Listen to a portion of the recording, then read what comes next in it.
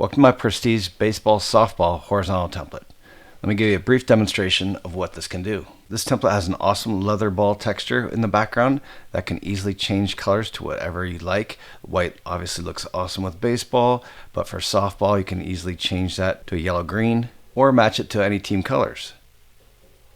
So for example, a red or something like that.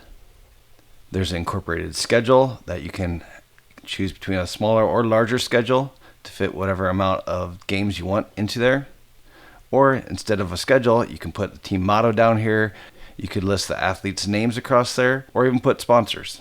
It's incredibly easy to drag and drop your own subjects in there and simply layer them into the scene. There's a mask already incorporated on the subject layer that hides their feet, so they disappear into that scene.